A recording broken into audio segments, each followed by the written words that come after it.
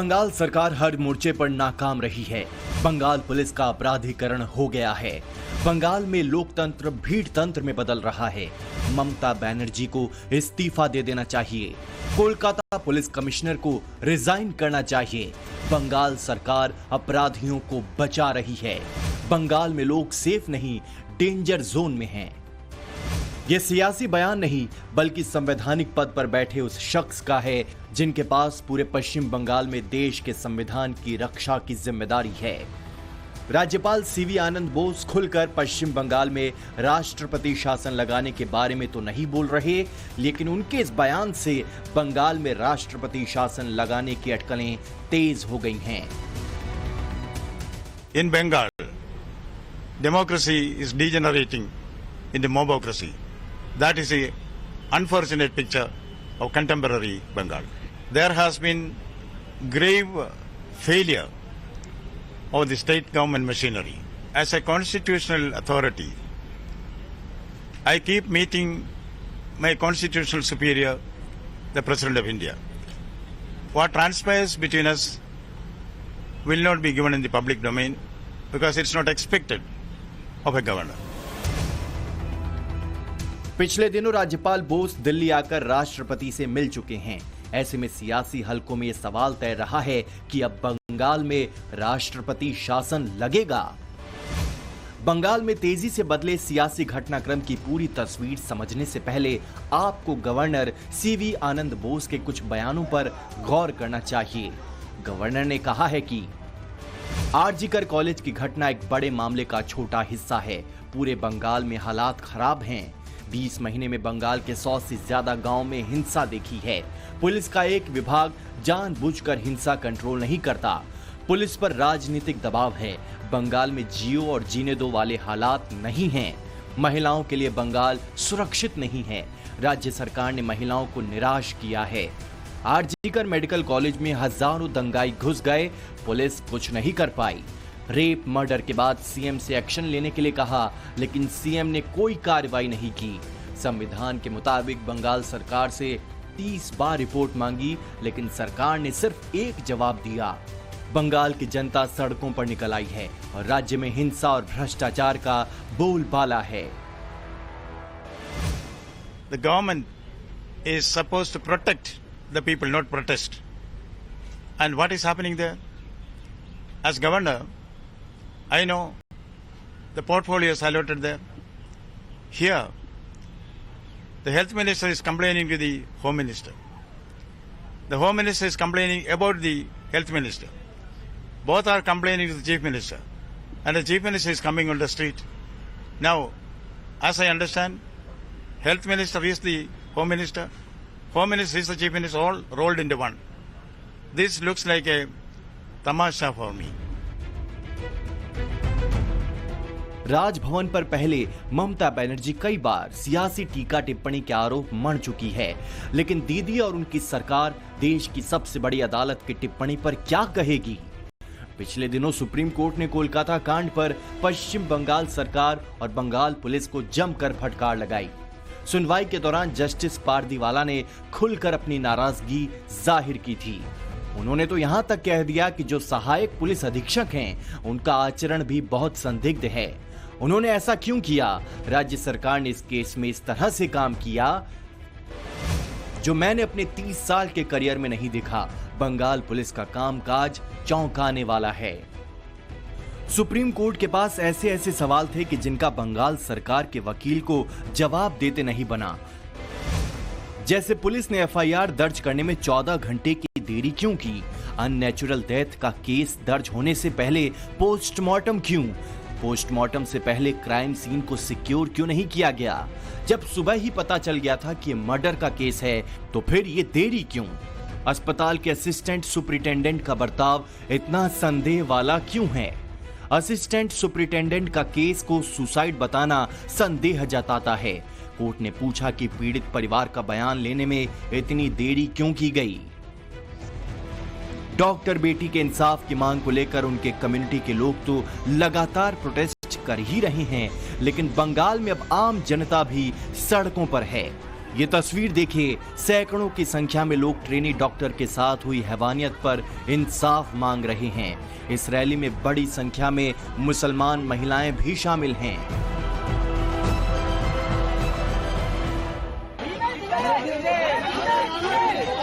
महिला को सुरक्षा दे न सकी वो सरकार निकम्मी है। डॉक्टर को सुरक्षा दे न सकी वो सरकार निकम्मी है। ममता बनर्जी, तृणमूल कांग्रेस, ममता बनर्जी, नारी शक्ति जिंदाबाद, नारी शक्ति जिंदाबाद, नारी शक्ति जिंदाबाद, नारी शक्ति जिंदाबाद, नारी शक्ति जिंदाबाद। भी हमारे राज्य में जो हो रहा है ये बड़ी से बड़ी नारकीय घटना हो रही है। क्या प्रेसिडेंशियल रूल कोई सोल्यूशन हो सकता है हमारे राज्य में लॉ एंड ऑर्डर सिचुएशन को इम्प्रूव करने के लिए? लिया तो जा सकता है, लेना चाहिए इनफैक्ट। तो हाँ, अगर ये न्यूज पब्लिश हुआ, कोई गारंटी नहीं कि मैं इधर पे रहूंगा कि नहीं, इस दुनिया में रहूंगा कि नहीं, इसका कोई गारंटी नहीं है। हमारे अभी चीफ मिनिस्टर है, उनको रिजाइनेशन दे देना चाहिए, क्योंकि उनके रहते हुए एक वुमेन हमारी चीफ मिनिस्टर है, उनके रहते हुए वुमेन के साथ ये सारी हरकतें हो रही है। हम लोगों को बिल्कुल लगता है कि वो महिला होके भी जब महिला को सुरक्षित नहीं रख सकते तो कैसे महिला मुख्यमंत्री है वो पैसे दे के चुप कराना चाहती है। एक लड़की के साथ ऐसा, अगर उनके साथ ऐसा होता तो कौन पैसा देने से हो जाता? तो महिला लोगों का रेट ठीक हो रहा है, इसी धर्षण के ऊपर महिला लोगों का रेट ठीक हो रहा है। 10 लाख 2 लाख, ये कैसी राज्य है? चीफ मिनिस्टर होके इतना से भी सिक्योरिटी प्रोवाइड नहीं कर सकते, जिसके कारण एक महिला रास्ते पे शाम में या फिर रात में इंडिपेंडेंटली घूम सके। इतना तो उनको एक्चुअली मतलब इतना तो एटलीस्ट इंश्योर करना चाहिए ना, वरना किस काम के चीफ मिनिस्टर है आप?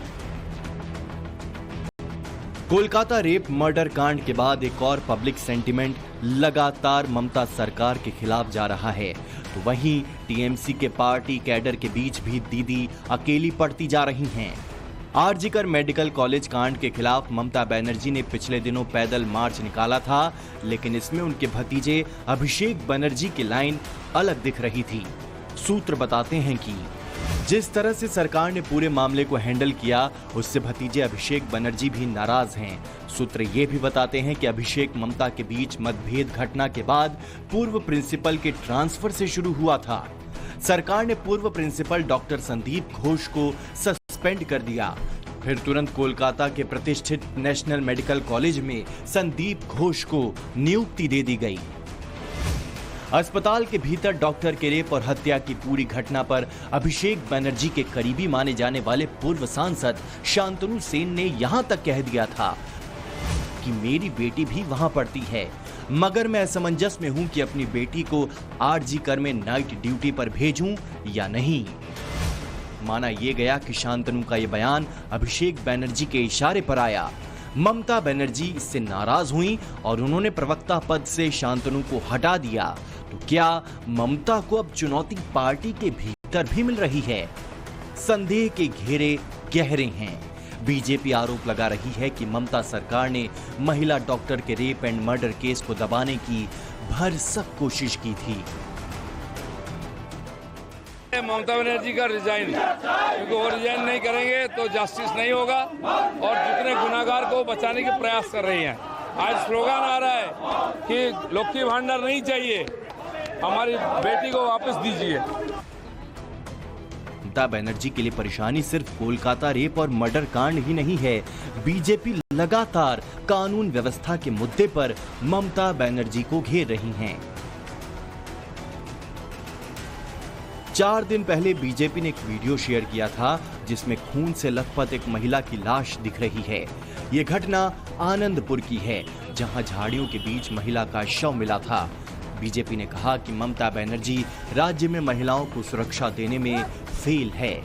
ममता बनर्जी को इस्तीफा देना चाहिए, नहीं तो वो फेल मुख्यमंत्री के तौर पर याद रखी जाएंगी।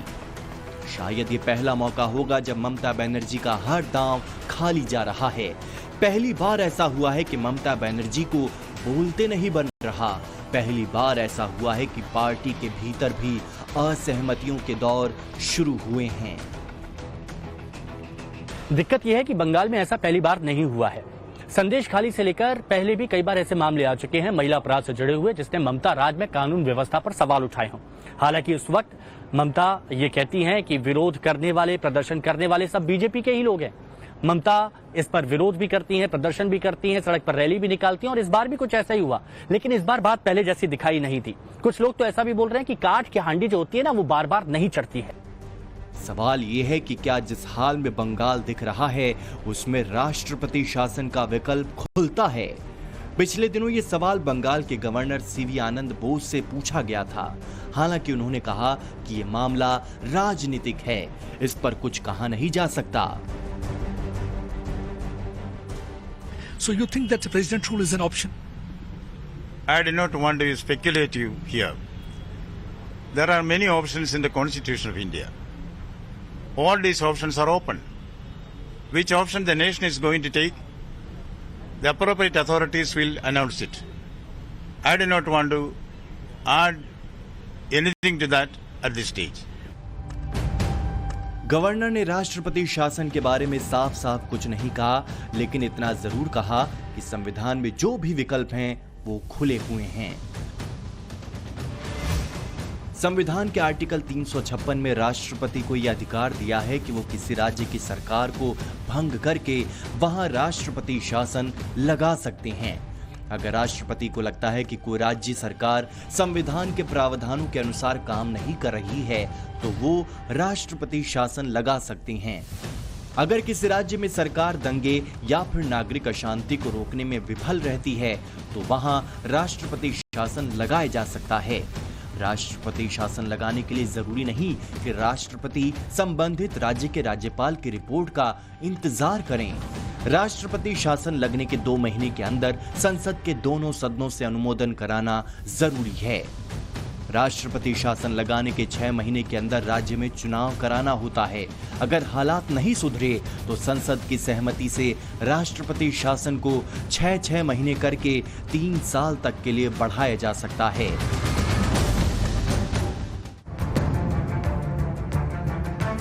एक और बंगाल के हालात दिन ब दिन खराब होते जा रहे हैं। बंगाल की डॉक्टर बेटी पर राहुल गांधी से लेकर सोनिया गांधी, अखिलेश यादव से लेकर शरद पवार और उद्धव ठाकरे तक तमाम विपक्षी नेताओं की जुबान बंद है। जो बोल भी रहे हैं उनके बयानों में आक्रामकता नहीं दिखती। मामला इंडी गठबंधन से जुड़ता है, शायद इसलिए। कोलकाता भैया, यहाँ पे मैं इस इंसिडेंट में आया हूँ। मैंने कलकत्ता के इंसिडेंट पे अपनी टिप्पणी करी है, अपने व्यू रखे हैं। यहाँ पे मैं डिस्ट्रैक्ट नहीं करना चाहता हूँ, इसलिए मैं यहाँ इनका मामला उठाने आया हूँ। देखिए भैया, मैं यहाँ इस मामले में आया हूँ। अब मैं जानता हूँ कि आप इस मामले को उठवाना नहीं चाहते हो, आप डिस्ट्रैक्ट कराना चाहते हो, ठीक? क्योंकि आप दलितों की बात नहीं रखना चाहते। ममता बनर्जी जी खुद मुख्यमंत्री, महिला मुख्यमंत्री हैं। आप उनसे उम्मीद नहीं करोगे कि वो तो करेंगी कार्रवाई, लेकिन भारतीय जनता पार्टी के लोग राजनीति न करें। आज बंगाल में राष्ट्रपति शासन लगाने की मांग हो रही है। राष्ट्रपति शासन लगाने की चर्चा हो रही है। टीएमसी इसे बीजेपी की साजिश बता रही है, लेकिन एक समय था जब ममता बनर्जी खुद बंगाल में राष्ट्रपति शासन लगाने की मांग किया करती थीं। 2007 में पश्चिम बंगाल में मुख्यमंत्री लेफ्ट के बुद्धदेव भट्टाचार्य थे। ममता ने आरोप लगाया था कि बंगाल में महिलाएं सुरक्षित नहीं हैं। ममता ने कहा था कि बंगाल में SC/ST वर्ग के लोगों पर अत्याचार हो रहा है। तब ममता ने आरोप लगाया था कि पुलिस महिलाओं पर हमला कर रही है और SC/ST वर्ग के लोगों की जमीन छीन रही है। ममता ने कहा था कि बुद्धदेव भट्टाचार्य मुख्यमंत्री बने रहने का अधिकार खो चुके हैं। ममता ने राष्ट्रपति से अपील की थी कि वो सरकार को भंग करें और राष्ट्रपति शासन लगाएं। इसी तरह साल 2009 में एक बार फिर से ममता बनर्जी ने राष्ट्रपति शासन लगाने की मांग की थी। उस समय भी बंगाल में लेफ्ट की सरकार थी और बुद्धदेव भट्टाचार्य ही मुख्यमंत्री थे। तब ममता बनर्जी यूपीए सरकार में रेल मंत्री थीं। ममता ने तत्कालीन गृह मंत्री पी चिदम्बरम से बंगाल में राष्ट्रपति शासन लगाने की मांग की थी। ममता ने आरोप लगाया था कि बंगाल में लेफ्ट के लोग लोकतंत्र की हत्या कर रहे हैं। आरोप ये भी कि बंगाल में कानून व्यवस्था नाम की कोई चीज नहीं है। बंगाल की सरकार माओवादियों के साथ मिली हुई है और लोकतंत्र बचाने के लिए बंगाल में आर्टिकल 356 लागू करके राष्ट्रपति शासन लगा देना चाहिए। यानी ममता बनर्जी जब बंगाल में विपक्ष में थीं, तब वो खुलकर सरकार के खिलाफ प्रोटेस्ट करती थीं और राष्ट्रपति शासन की मांग किया करती थीं। और आज उसी बंगाल में पिछले 13 साल से ममता बनर्जी सत्ता पर काबिज हैं। मां, माटी और मानुष का नारा करके पिछले 3 विधानसभा चुनाव जीतकर कुर्सी पर लगातार बनी हुई हैं। उसी बंगाल में महिला सुरक्षा के मुद्दे पर राज्य में राष्ट्रपति शासन की चर्चा हो रही है। ब्यूरो रिपोर्ट, टाइम्स नाउ, नव भारत।